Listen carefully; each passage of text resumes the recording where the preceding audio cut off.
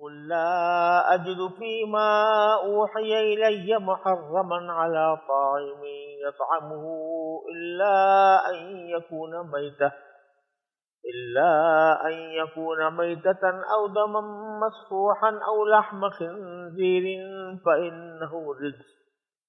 أو فسقا أهل لغير الله به فمن اضطر غير باغ ولا عاد فإن ربك غفور رحيم. وعلى الذين هادوا حرمنا كل ذي ظفر ومن البقر والغنم حرمنا عليهم شحومهما إلا ما حملت ظهورهما أو الحوايا أو ما اختلط بعظم ذلك جزيناهم ببغيهم وإنا لصادقون. فإن كذبوك فقل ربكم ذو رحمة واسعة ولا يرد بأسه عن القوم المجرمين. سيقول الذين أشركوا لو شاء الله ما أشركنا ولا آباؤنا ولا حرمنا من شيء كذلك كذب الذين من قبلهم حتى ذاقوا بأسنا. قل هل عندكم من علم فتخرجوه لنا إن تتبعون إلا الظن وإن أنتم إلا تخرصون. قل فلله الحجة البالغة ولو شاء لهداكم أجمعين. قل هلم شهداءكم الذين يشهدون أن الله حرم هذا فإن شهدوا فلا تشهد معهم ولا تتبع أهواء الذين كذبوا بآياتنا والذين لا يؤمنون بالآخرة وهم بربهم يعدلون. یہ سورہ انعام کی آیت نمبر 145 سے 150 تک جو آیات ہیں وہ میں نے تلاوت کی ہیں. پہلے ان کا ترجمہ پیش کرتا ہوں، اس کے بعد انشاءاللہ اس کے بارے میں کچھ تشریح عرض کی جائے گی. اس سے پہلے کہ اس کا ترجمہ پیش کیا جائے یہ سمجھنا چاہیے کہ اس سے پہلے کی آیات میں جو 135 سے چلی آ رہی ہے اور 144 تک گئی ہے،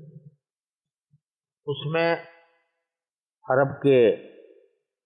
جاہلیت والوں کی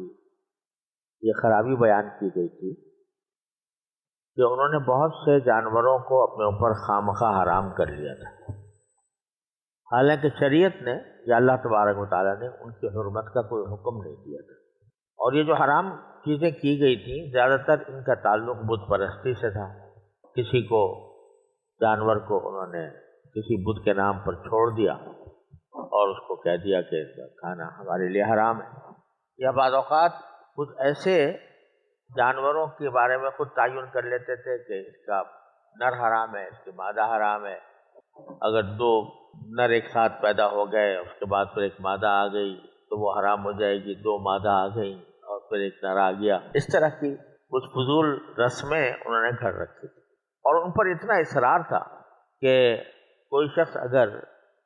ان چیزوں کو کھانے لگے یا ان کو حلال سمجھے یا جائز سمجھے تو اس کو انتہائی بدتر انسان سمجھا جاتا. تو اللہ جل جلالہ نے اس صورت میں خاص طور پر اور ان آیات میں جو میں نے ابھی جن کا حوالہ دیا ان خرابیوں کو بیان فرمایا کہ تم جو جن چیزوں کو حرام سمجھتے ہو حقیقت میں وہ حرام نہیں، اور اصل حرام چیزیں کیا ہیں وہ آگے بڑھ ان آیات میں بیان فرمایا. اس پس منظر کو ذہن میں رکھتے ہوئے اب ترجمہ ملاحظہ فرمائیے. کہو کہ جو وحی مجھ پر نازل کی گئی ہے اس میں تو میں کوئی ایسی چیز نہیں پاتا جس کا کھانا کسی کھانے والے کے لیے حرام ہو، الا یہ کہ وہ مردار ہو یا بہتا ہوا خون ہو یا سور کا گوشت ہو کیونکہ وہ ناپاک ہے، یا جو ایسا گناہ کا جانور ہو جس پر اللہ کے سوا کسی اور کا نام پکارا گیا ہو. ہاں، جو شخص ان چیزوں میں سے کسی کے کھانے پر مجبور ہو جائے جبکہ وہ نہ لذت حاصل کرنے کی غرض سے ایسا کر رہا ہو اور نہ ضرورت کی حد سے آگے بڑھے تو بے شک اللہ بہت بخشنے والا بڑا مہربان۔ اور یہودیوں پر ہم نے ہر ناخن والے جانور کو حرام کر دیا، اور گائے اور بکری کی اجزاء میں سے ان کی چربیاں ہم نے حرام کی، البتہ جو چربی ان کی پشت پر یا آنتوں پر لگی ہو یا جو کسی ہڈی سے ملی ہوئی ہو وہ مستثنا تھی۔ یہ ہم نے ان کو ان کی سرکشی کی سزا دی تھی، اور پورا یقین رکھو کہ ہم سچے۔ پھر بھی اگر یہ کافر تمہیں جھٹلائیں تو کہہ دو کہ تمہارا پروردگار بڑی وسیع رحمت کا مالک ہے، اور اس کے عذاب کو مجرموں سے ٹلایا نہیں جا سکتا۔ جن لوگوں نے شرک اپنایا ہوا ہے وہ یہ کہیں گے کہ اللہ چاہتا کہ اگر اللہ چاہتا تو نہ ہم شرک کرتے، نہ ہمارے باپ دادا، اور نہ ہم کسی بھی چیز کو حرام قرار دیتے۔ ان سے پہلے کے لوگوں نے بھی اسی طرح رسولوں کو جھٹلایا تھا، یہاں تک کہ انہوں نے ہمارے عذاب کا مزہ چکھ لیا۔ تم ان سے کہو کہ کیا تمہارے پاس کوئی علم ہے جو ہمارے سامنے نکال کر پیش کر سکو؟ تم تو جس چیز کے پیچھے چل رہے ہو وہ گمان کے سوا کچھ نہیں،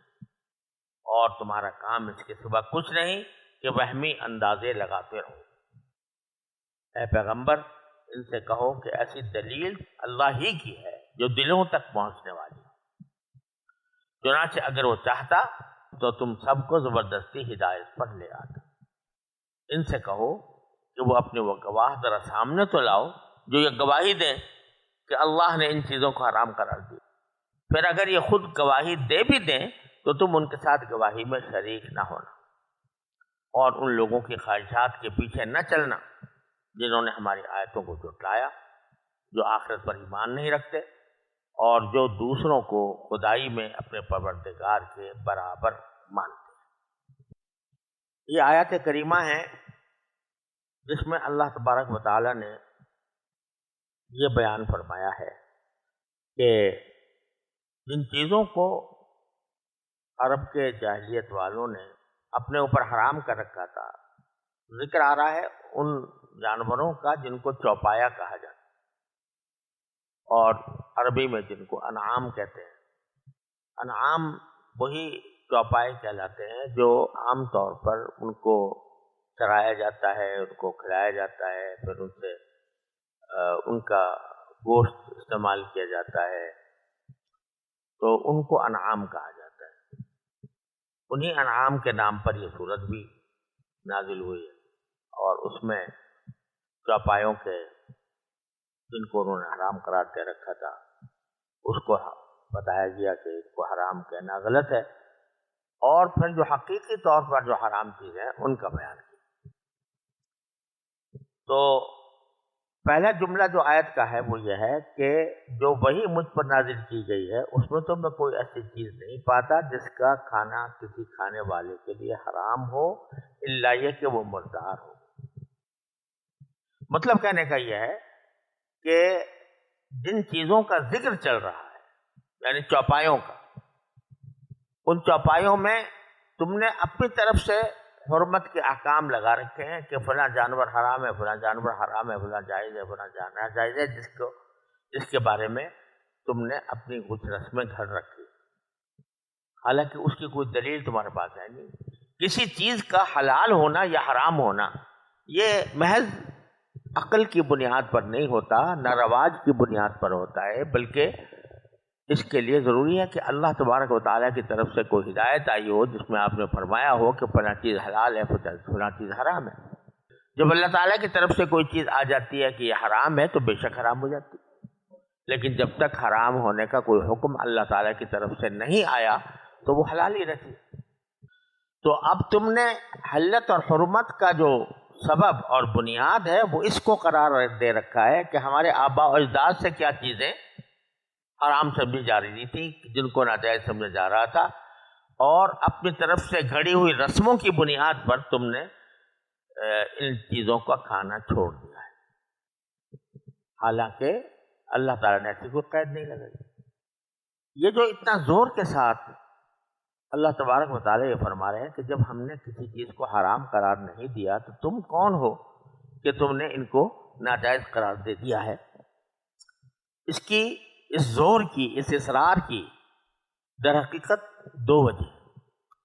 ایک وجہ یہ ہے کہ یہ جو عام طور سے انہوں نے جانور حرام قرار دے رکھے تھے تو ان کا کسی نہ کسی طرح رشتہ جا کر شرک سے ملتا تھا،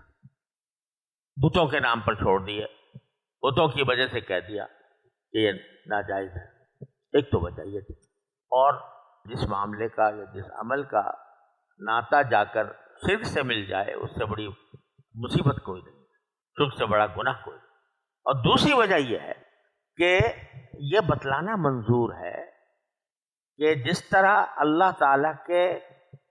کیے ہوئے حرام سے انسان کو بچنا ضروری ہے، اسی طرح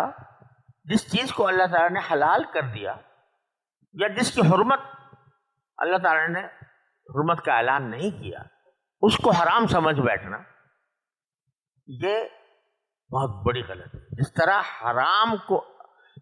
حرام کو حلال کرنا حرام ہے اور برا ہے، ناجائز ہے، گناہ ہے، اللہ تعالیٰ کی ناراضی کا سبب ہے،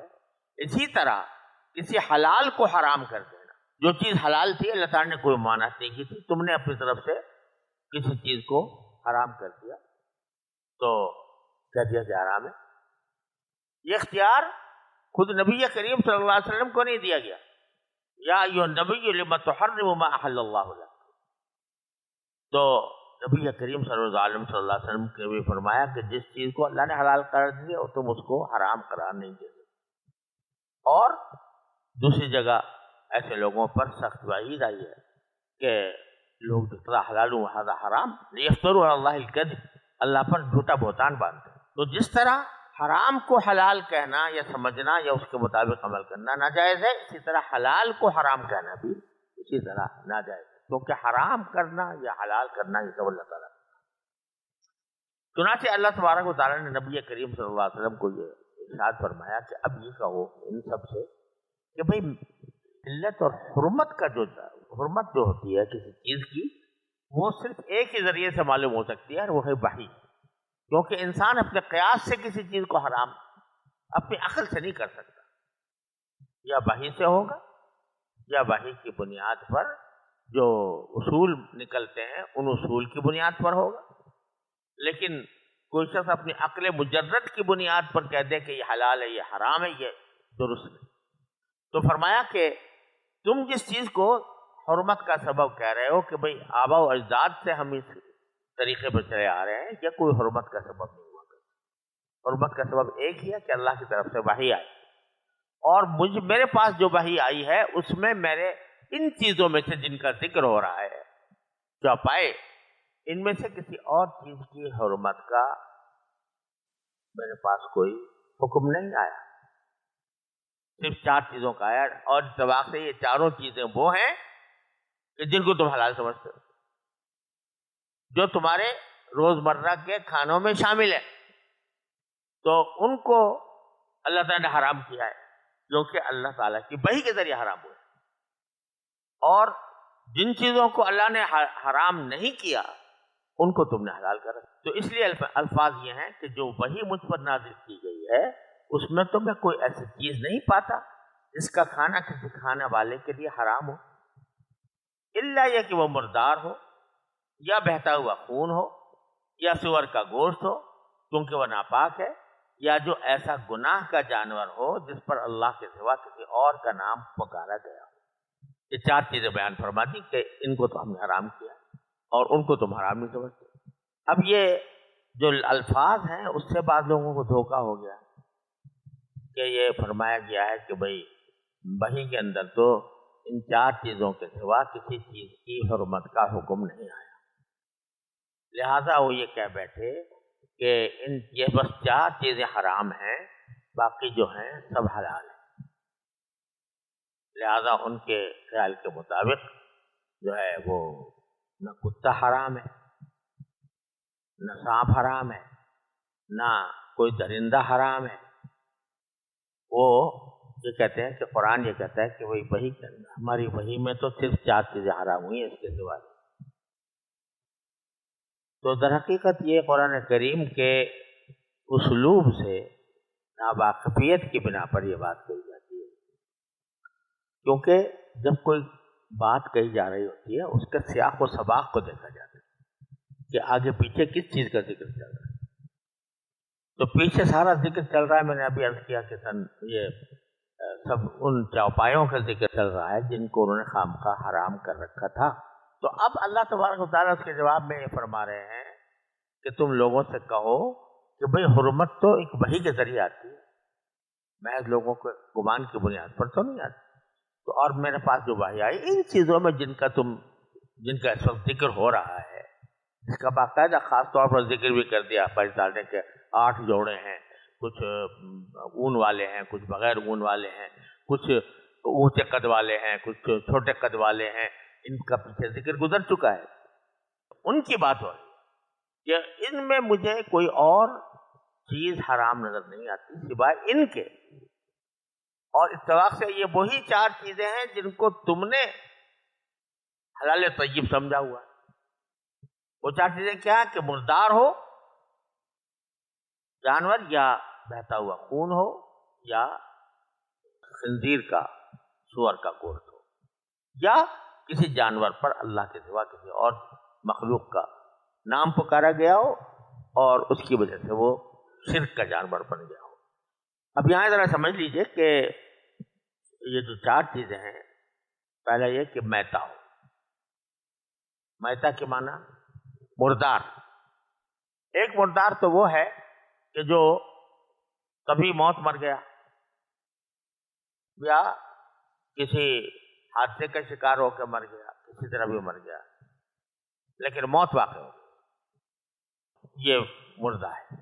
اس کا کھانا ویسے بھی ایک طبی اعتبار سے انسان کو برا سا معلوم ہوتا ہے، لیکن اہل عرب کے ہاں کوئی عیب نہیں تھا. اہل عرب مردار بڑے اطمینان سے کھا لیتے تھے اور اس کے کھانے میں ان کو کوئی عیب نہیں معلوم ہوتا. پھر دوسری قسم مردار کی وہ ہے کہ جو طبی نہیں مرا، کسی حادثے کا شکار ہو گیا، جیسے منخنقہ دوسری جگہ قرآن کریم میں فرمایا جس کا گلا گھونٹ کے ہلاک کر دیا گیا ہو، یا موقوذہ ہو یعنی چوٹ مار کر ہلاک کیا گیا ہو، یا متردیہ ہو جو کہیں اوپر سے گر کر مر گیا، یا نصیحہ ہو کسی نے سینگ مار کر اس کو ہلاک کر دیا. وہ سب اسی میتا کے اندر داخل ہیں، جس کی تفصیل دوسری جگہ قرآن کریم میں. اور اسی طرح اگر کوئی جانور اللہ تعالی کے نام پر جو طریقہ ہے ذبح کرنے کا وہ اختیار نہیں کیا گیا تو وہ بھی میتا ہے. جیسے کہ کوئی شخص مثلا جانور کو کاٹ تو دے مگر ایک تو یہ کہ اللہ کا نام نہ لے، یا ان 4 رگوں کو نہ کاٹے جن کو کاٹنا ضروری ہے. 4 میں سے کم 3 کاٹنے ضروری ہیں، تو ان رگوں کو نہ کاٹے بلکہ دوسری طرف سے کہیں سے مار کے ہلاک کرے، وہ میتا ہے، وہ حرام ہے. یہ ساری چیزیں اہل عرب میں رائج تھی، ان کو کھایا جاتا تھا، تو اس کا ذکر فرمایا. دوسرا او دمم مسفوحا، بہتا ہوا خون. اب عام طور سے آدمی کو حیرانی ہوتی ہے کہ بھئی بہتا ہوئے خون کو خاص طور پر کیوں ذکر کیا گیا کہ بہتا ہوا خون کون پیتا ہے. تو جواب یہ ہے کہ یہ پیتے تھے عرب کے لوگ، اور وہ کرتے یہ تھے کہ کوئی جانور ہے مثلا اونٹ ہے، اس کی رگ جو ہے کاٹی اور رگ کاٹ کر اس میں سے جو خون کی دھار آ رہی ہے اس کو باقاعدہ پیتے تھے. اب آج کل تو اسٹرا آ گیا ہے، وہ اسٹرا لگا کر لوگ اگر وہ پینا چاہیں. ان کے یہاں بھی کوئی ایسا طریقہ تھا کہ انہوں نے کسی جانور کی رگ کاٹی اور رگ کاٹ کر اسے جب خون کی دھار نکلی تو منہ کھول دیا اور پیتے رہے، اور اس کو بڑا تقویت کا، بڑی طاقت کا ذریعہ سمجھتے تھے. بلکہ بعض اوقات کسی مہمان کے اعزاز و اکرام میں بھی یہ عمل کیا جاتا تھا، جس کو فسد کہتے تھے، کہ وہ مہمان آیا ہے تو اس کے اکرام میں ہم نے دمبا، بکرا یا اونٹ جو ہے اس کے فسد کیا، یعنی اس کے رگ کو کاٹ کر دیا اور اس کے لیے اس میں سے خون مہیا کر دیا کہ وہ پیے اس کا. یہ باقاعدہ بہت اعلیٰ قسم کی غذا بھی سمجھی جاتی ہے. لیکن ساتھ ہی قرآن نے کہہ دیا مصفوحاً، یعنی بہتا ہوا خون، رگوں سے نکلنے والا. اور لیکن اسی کا خون کا بعض حصے ایسے ہیں جو جم جاتے، جو اللہ تعالیٰ نے جما دیا، جیسے کلیجی ہے یا جیسے گردہ ہے وغیرہ، ان کو حلال کر دیا اللہ تعالیٰ نے، تو ان کو پکاؤ کھاؤ تو جائز ہے. لیکن یہ خون پینے کا جو عمل ہے، یہ جو اہل عرب کی خصوصیت تھی، اور یہ اس وقت جاہلیت کے زمانے میں تو یہ بہت ہی متعارف تھا. آج تصور کرنا بھی مشکل ہوتا ہے، لیکن تصور کرنے کے لیے آپ دیکھ سکتے ہیں جنوبی ایشیا کے ممالک کو کہ وہ کس طرح بندر کے ساتھ یہی معاملہ کرتے، تو ان کے دماغ کے اندر سوراخ کر کے اور اسٹرا لگا کر اس کا دماغ پی لیتے ہیں. تو یہ طریقہ پہلے سے چلا آتا تھا. تیسری چیز جو فرمائی وہ ہے او لحم خنزیر، خنزیر کا گوشت. یہ بھی اہل عرب کی ایک مرغوب ڈش کہ خنزیر کا گوشت وہ کھایا کرتے تھے. خنزیر کو پالنا، اس کو چرانا، اس کے اگرچہ اہل عرب میں کم پائے جاتے تھے خنزیر، لیکن چونکہ نصرانی بھی تھے عرب میں، یہودی بھی تھے، تو نصرانیوں کے ہاں تو بالکل حلال ہے، اس واسطے وہ بھی یہ کام کرتے تھے اور یہ اس میں کوئی حرج نہیں سمجھتے. تو اللہ تبارک و تعالیٰ نے یہ تیسری چیز ذکر فرمائی اور خنزیر کا گوشت فرمایا. پھر آگے کہہ دیا فَإِنَّهُ رِجْسٌ، کہ خنزیر کا گوشت بھی اللہ تعالیٰ نے حرام کیا ہے کیونکہ وہ گندگی ہے، وہ نجاست ہے. اور جمہور کے قول کے مطابق انہو کی ضمیر لحم کی طرف نہیں ہے، خنزیر کی طرف ہے. بعض حضرات کہتے ہیں کہ ضمیر لحم کی طرف ہے، لہذا وہ کہتے ہیں کہ خنزیر کی حرمت جو ہے صرف گوشت کی حد تک محدود ہے اور باقی چیزیں استعمال کی جا سکتی ہیں. لیکن جمہور فقہا کا قول یہ ہے کہ ہو کی ضمیر خنزیر کی طرف ہے، اور اس کا مطلب یہ ہے کہ خنزیر پورا کا پورا نجس ہے، اسی لیے اس کو نجس العین کہا جاتا ہے کہ وہ ذاتی اعتبار سے ہی نجاست ہے اول سے لے کے آخر تک. تو اسی سے استدلال کیا گیا اس کے نجس العین ہونے پر، لہذا اس کا جو کھال ہے، اس کے بال ہیں، اس کی ہڈی ہے، ہر چیز جو ہے وہ نجس ہے.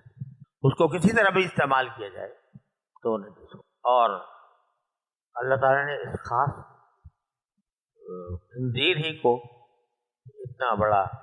حرام کیوں قرار دیا اور اتنا نجس العین کیوں قرار دیا، یہ تو اللہ تعالیٰ کی حکمتوں سے متعلق سوال ہے، ہم اس کے مکلف نہیں ہیں. لیکن جو طبی تحقیقات ہیں ان کی روح سے یہ بات ظاہر ہوتی ہے کہ خنزیر کا گوشت انسان کے اندر بہیمیت پیدا کرتا ہے، اس کے اندر غضب اور شہوت کے مادے جو ہیں وہ بڑھاتا ہے، اور اس کے نتیجے میں انسان اپنے اعتدال سے نکل جاتا ہے. یہ ایک حکمت ہے، اور میں بار بار عرض کر چکا ہوں کہ احکام کا دار و مدار وہ حکمتوں پر نہیں ہوتا، وہ حکمتیں محض ذرا خوش فہمی کے لیے بیان کر دی جاتی ہیں، لیکن حکم کا دار و مدار پر. تو یہ چوتھی چیز. اور آخر میں فرمایا فسقاً اہل لغیر اللہ، جو گناہ کا کام ہو، جس طرح کہ اللہ کے علاوہ کسی اور کے نام پر جانور کو ذبح کیا جائے، بتوں کے نام پر، تو وہ بھی حرام ہے. اب یہاں جو بات آ رہی ہے بظاہر دو چیزیں نکل رہی ہیں اس سے حرمت کی علت کی، کہ ایک تو یہ بات کہ تم اپنی طرف سے کوئی معیار مقرر کر کے کسی چیز کو حرام نہیں کر سکتے، اور حرمت جو آتی ہے وہ دو وجہوں سے آتی ہے، ایک رجس ہے اور ایک فسق ہے. رجس کے معنی نجاست، جو نجاست بھی ہوگی وہ حرام ہوگی، اس نے بتا دیا ہے انہو رجس، جو نجاست بھی ہوگی وہ حرام ہوگی. لہذا یہ آیت خود بتا رہی ہے کہ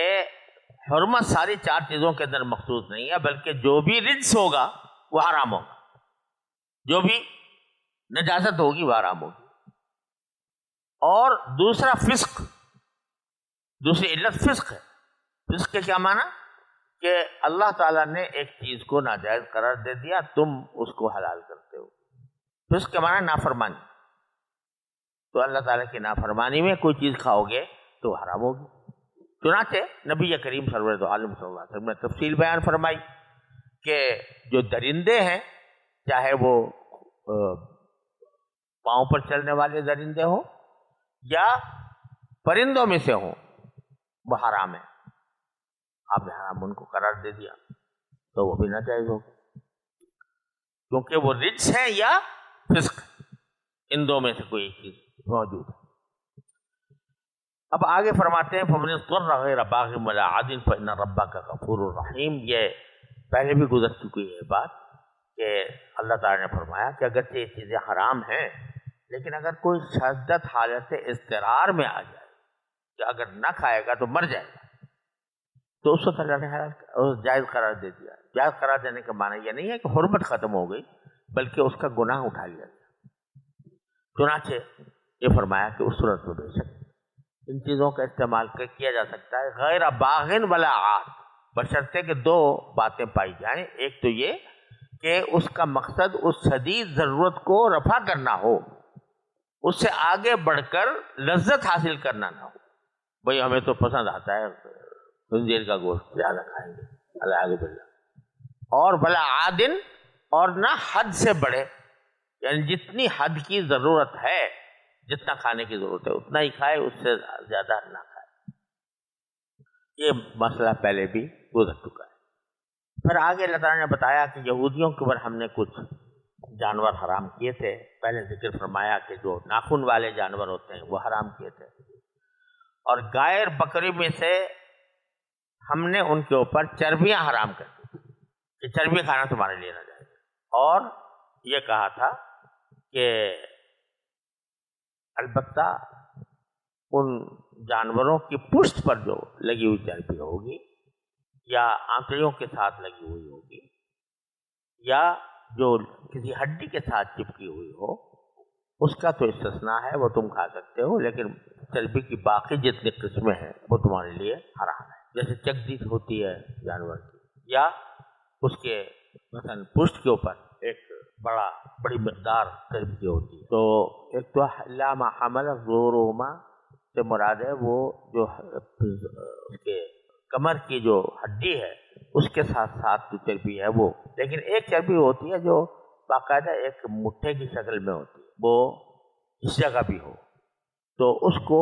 اللہ تعالیٰ نے حرام قرار دیا۔ لیکن ساتھ ہی کہہ دیا ذالک جزیناہم ببغی، یہ جو ہم نے حرام کیا تھا یہ اس وجہ سے نہیں کہ فی نفسی ان چیزوں کے اندر کوئی نجاست تھی، یہ بری چیزیں تھیں، لیکن ہم نے ان کی سزا کے طور پر، انہوں نے جو زیادتیاں کی ہوئی تھیں، ظلم کیے ڈھائے ہوئے تھے، ان کی وجہ سے ہم نے ان کے اوپر یہ چربی حرام کر دی، اور اب امت محمدی علیہ صاحب السلام کے لیے حلال ہے، کیونکہ ملت ابراہیم میں حلال تھی، جزا کی وجہ سے، سزا کی وجہ سے ان کے اوپر حرام کی گئی۔ اور اسی سے ہمارے بعض معاصر ڈاکٹروں کا یہ کہنا ہے کہ یہ چربی کی جو بارے میں جو نقصان کا جو پروپیگنڈا ہے یہ صحیح نہیں ہے، کیونکہ اگر چربی جو ہے وہ انسان کے لیے اتنی نقصان دہ ہوتی تو اس کی ممانعت سزا کے طور پر یہودیوں کو نہ کی جاتی، بلکہ وہ ممانعت جو سزا جو ہے اس طرح ہوتی ہے نا کہ ایک اچھی چیز ہے اس سے آپ کو منع کر دیا، ٹھیک ہے نا۔ تو اگر یہ فی نفسی خراب چیز تھی اور اس سے روکا جاتا کہ خراب چیز ہے مت کھانا، تو یہ کوئی سزا تو نہ ہوئی، یہ تو انعام ہوا، یہ تو صحت کی طرف ایک دعوت ہوئی۔ تو یہاں اللہ تعالیٰ فرما رہے ہیں کہ ہم نے سزا کے طور پر ان کے لیے منع کیا تھا، تو معلوم ہوا کہ چربی کوئی اپنی ذات میں خراب چیز نہیں ہے، بلکہ سزا کے طور پر ان کو منع کیا گیا تھا۔ تو اس واسطے وہ کہتے ہیں کہ امت محمدیہ علیہ صاحب السلام کے لیے نہ صرف ایک حلال ہے بلکہ انشاءاللہ اس کو کھانے میں کوئی نقصان بھی نہ ہونا چاہیے. اپنی جگہ بات ہے کہ کوئی بھی چیز اگر اعتدال سے زیادہ کھائی جائے تو وہ نقصان دہ ہو جاتی. آگے فرمایا کہ اگر فَإِن كَذَّبُوكَ، اگر اس کے باوجود یہ لوگ سارے دلائل ہم نے بیان کر دیے، ہم نے کہا کہ تمہارے جانوروں کو حرام کرنا غلط بات ہے، اس کے باوجود اگر یہ تمہیں جھٹلائیں اور کہیں کہ نہیں جی ہم تو وہی جس کو حرام سمجھتے ہیں اسی کو سمجھیں گے، تو کہہ دینا ربکم ذو رحمت واسعہ، تمہاری نافرمانیوں کے باوجود تمہیں جو ڈھیل دے رہا ہے اللہ تعالیٰ تو بڑی واسع رحمت ہے پروردگار کی، اس نے تمہیں ڈھیل دے رکھی ہے. لیکن وَلَا يُرَدُّ بَأْسُهُ عَنِ الْقَوْمِ الْمُجْرِمِينَ، اس کا مطلب یہ نہیں کہ کبھی عذاب میں پکڑے نہیں جاؤ گے. اللہ تعالیٰ کی طرف سے جو عذاب ہے وہ مجرم لوگوں سے ہٹایا نہیں ٹلایا نہیں جا سکتا. ابھی آرام کر لو، عیش کر لو تھوڑے دن، اس کے بعد پھر جب عذاب میں پکڑا جائے گا تو پتہ چل جائے گا. پھر آگے فرماتے ہیں کہ سَيَقُولُ الَّذِينَ أَشْرَكُوا، یہ مشرک لوگ کہیں گے کہ لَوْ شَاءَ اللَّهُ مَا أَشْرَكْنَا، اگر اللہ چاہتا تو ہم نہ شرک کرتے، نہ ہم شرک کرتے، ولا آباؤنا، نہ ہمارے آباء و اجداد شرک کرتے، ولا حرمنا من شیء، اور نہ ہم کسی چیز کو حرام کرا دیتے. مطلب یہ ہے کہ اللہ میاں زبردستی کرا دیتے ہم سے، اللہ میاں زبردستی ہمیں شرک سے روک دیتے، ہمارے آباء و اجداد کو بھی روک دیتے، اور جن چیزوں کو ہم نے حرام قرار دے رکھا ہے ان کو ان کی تحریم سے ہمیں بھی روک دیتے تو معاملہ ختم ہو گیا ہوتا. اگر ایسے ہی برا ہے تو کیوں نہیں روک دیتے اللہ میاں؟ فرمایا کذالک کذب الذین من قبلہم، اس سے پہلے جو لوگ گزرے ہیں وہ بھی اس طرح کی باتیں کرتے تھے. حتی ذاقوا بأسنا، یہاں تک کہ ہمارا عذاب کا مزہ چکھا ہوا. اس میں اشارہ ہے اس طرف کہ یہ بھی کسی وقت عذاب کا مزہ چکھے. قل هل عندکم من علم فتخرجوه لنا،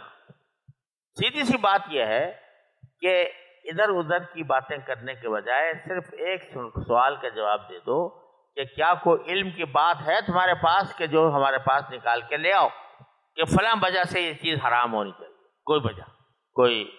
اللہ کی طرف سے ہدایت آئی ہو تمہارے پاس، کوئی کتاب موجود ہو اس میں موجود ہو، کوئی پیغمبر آیا ہو جس تمہیں روکا ہو، اور نہ کچھ نہیں تو کم از کم کوئی علمی وجہ عقلی ہی صحیح لا کے دکھا دو. ان تتبعون الا الظن، حقیقت میں تو تم سوائے گمان کے کسی اور چیز کی پیروی نہیں کر رہے ہو. وَإِنْ أَنْتُمْ لَا تَخْرُصُونَ، اور جو کچھ کر رہے ہو وہ صرف جو ہے وہ تیر چلاتے رہتے ہو، اندازوں کے تیر چلاتے ہو. میں نے اس کا ترجمہ کیا ہے کہ تم جس چیز کے پیچھے چل رہے ہو وہ گمان کے سوا کچھ نہیں، اور تمہارا کام اس کے سوا کچھ نہیں کہ بہمی اندازے لگاتے رہو. ان انتم لا تخرصون. قل، اب آپ کہہ دیجئے کہ جب تمہارے پاس کوئی دلیل نہیں ہے، کوئی علمی دلیل نہیں، فللہ الحجۃ البالغہ، تو اللہ ہی کے پاس ہے ایسی دلیل جو دلوں تک پہنچنے والی ہو. وَلَوْ شَاءَ لَهَدَاكُمْ أَجْمَعِينَ، اگر چاہتا تو سب کو ہدایت دے دیتا، لیکن اس سے کائنات کی تخلیق کا مقصد ہی فوت ہو جاتا. مقصد تھا آزمائش، امتحان. تو اگر زبردستی سب کو مومن بنا دیتا، سب کو نیک بنا دیتا، تو امتحان کس بات کا اور انعام کس بات کا؟ قل هلم شهداءکم الذین یشهدون ان اللہ حرم هذا، یہ کہہ دو کہ میرے پاس لاؤ ایسے گواہ جو اس بات کی گواہی دیں کہ اللہ نے حرام کیا تھا جانوروں کو جن کو تم حرام کر رہے ہو. اگر وہ گواہی دے بھی دیں فإن شهدوا فلا تشهد معهم، تو تم ان کے ساتھ شریک نہ ہونا اور ان لوگوں کے خواہشات کی پیروی نہ کرنا جنہوں نے ہماری آیتوں کو جھٹلایا. لا تتبع اهواء الذین کذبوا بآیاتنا والذین لا یؤمنون بالآخرہ، اور جو آخرت پر ایمان نہیں رکھتے، وہ ہم بربہم یعدلون، اور جو اپنے پروردگار کے ساتھ دوسرے شرکاء کو برابر ٹھہراتے.